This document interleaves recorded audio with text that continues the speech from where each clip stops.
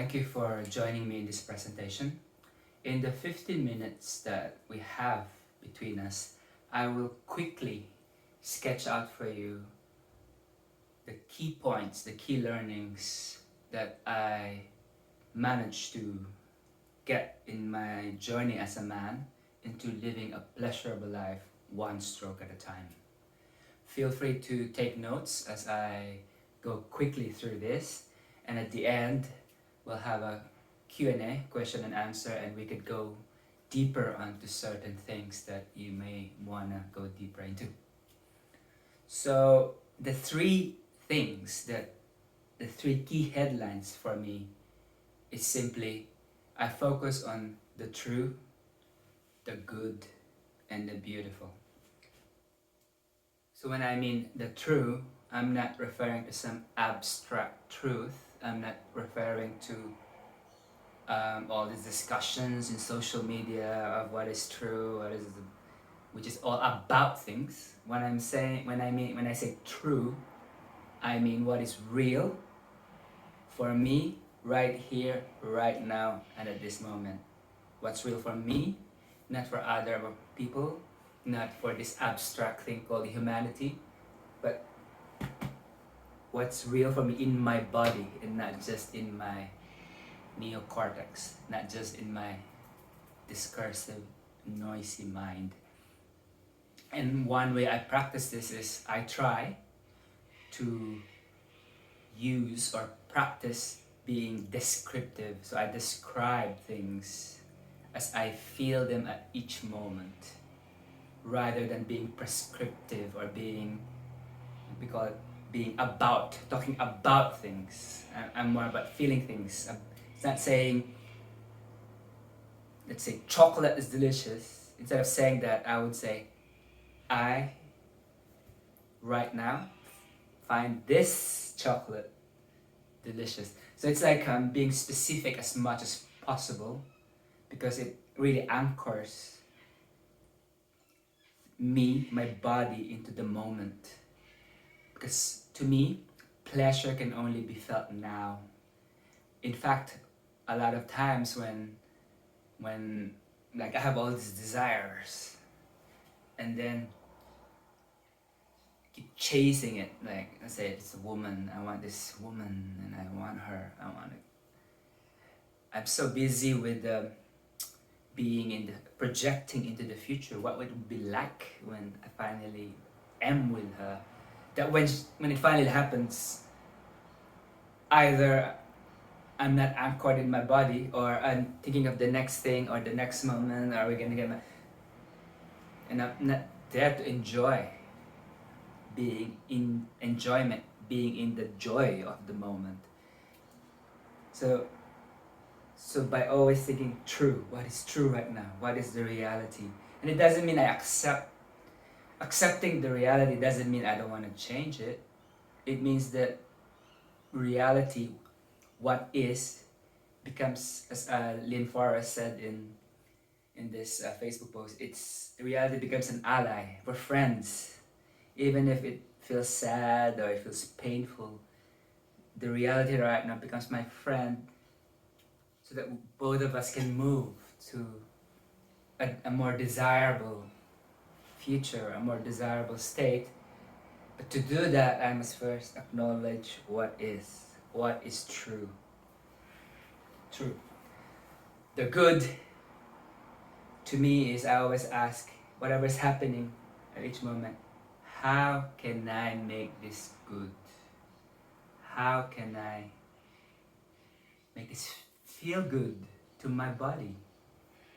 It's like there was a period of my life where for some reason I bought into this enculturation that if I want to be someone of substance, I have to suffer, I have to sacrifice, I have to do penance, it has to hurt.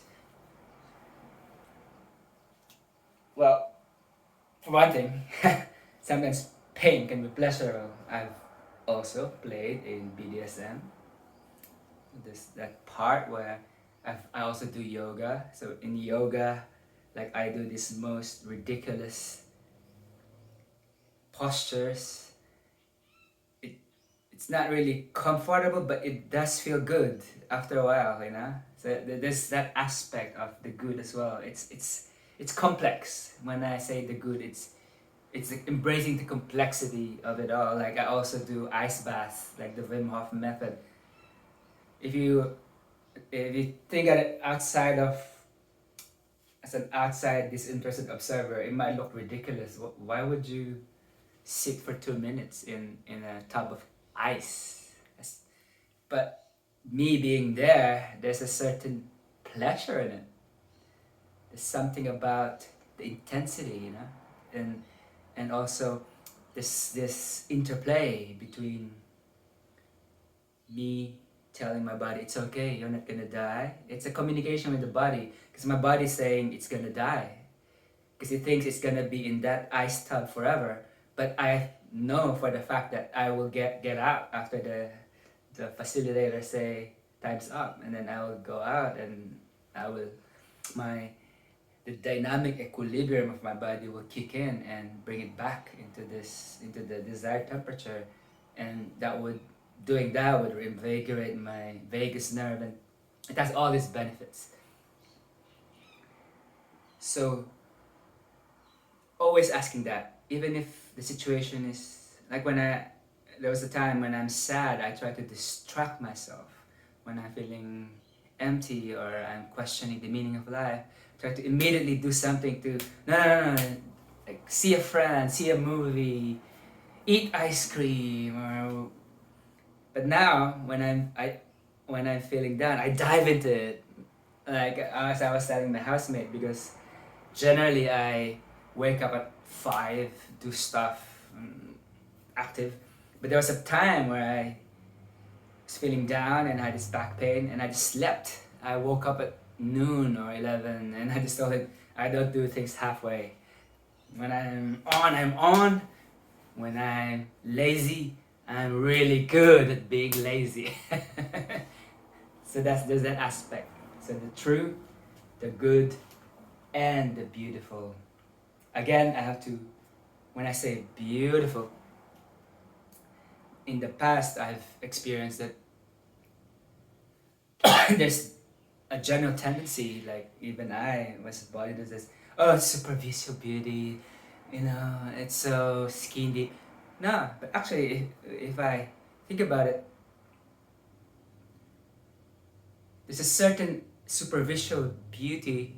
It's not beautiful, you know, but there's a certain beauty, even if proportion, there's something there, and science and biology and genetics have indicated that certain things that we find beautiful have biological consequences. That's why we find them beautiful. Like if her eyes is beautiful, it's general indication of her health. So it's all linked. But to me, like beauty has become my highest kind of value.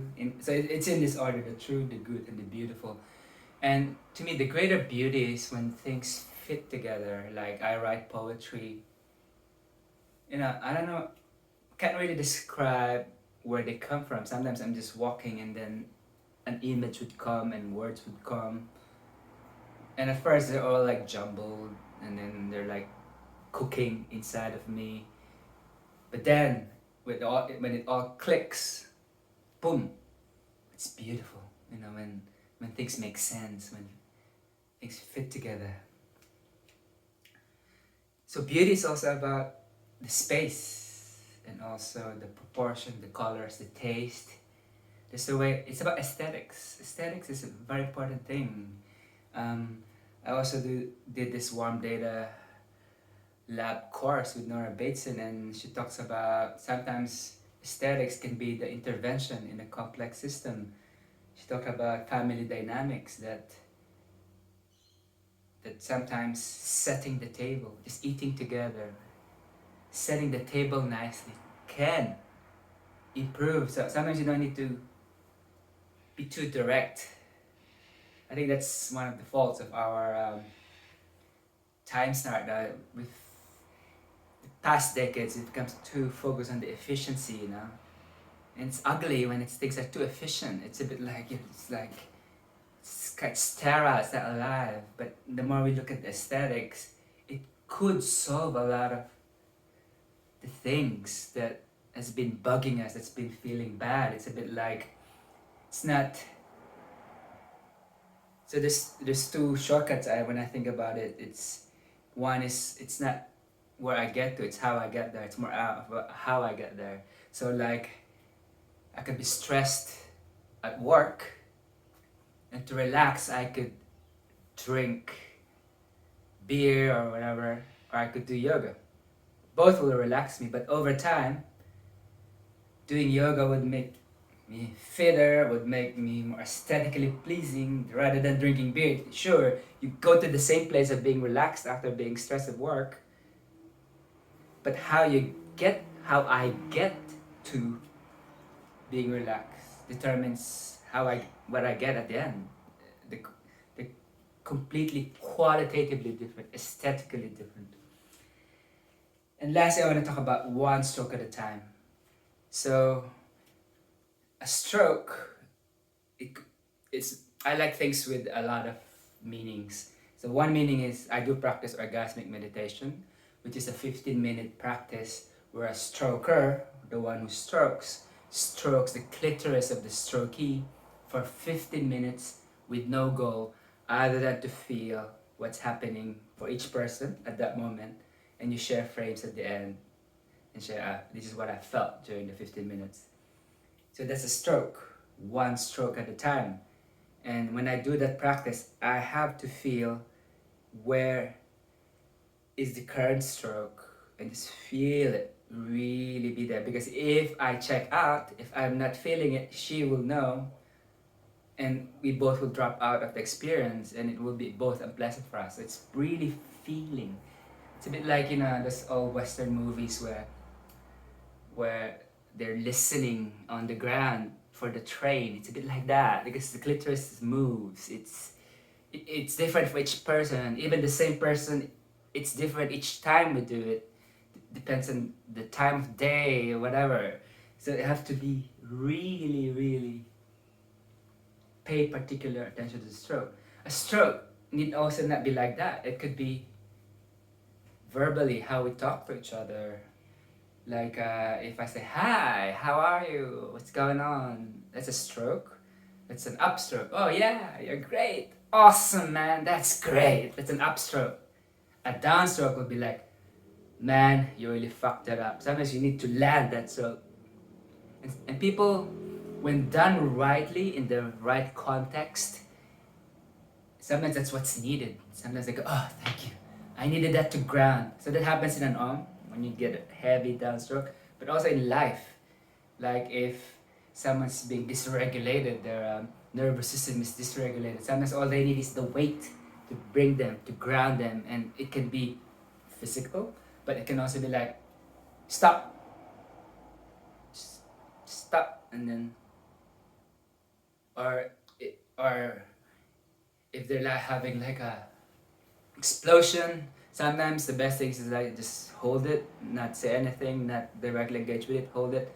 Or you could go, I'm gonna go now, I'm gonna talk to you tomorrow. So that's a downstroke. So there's the giving of the stroke, but there's also the receiving. And one of the key learnings I have is, take what's helpful, drop what's not.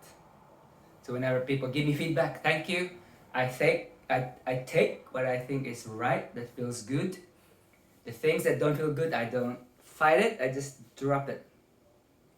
So, and it's always one stroke at a time, and it's always the stroke that's happening right now in the truth of reality. And I feel when I receive it or when I give it, how can I make this the best? How can I make this good? How can I receive the good, drop what's not feeling good? And how can I make it beautiful? How can I make life beautiful for me and for everyone else around me? That's it. Those are the three headings, key insights. There's a lot more I can talk about it and unpack. So hit me up in the Q&A. I thank you for your time.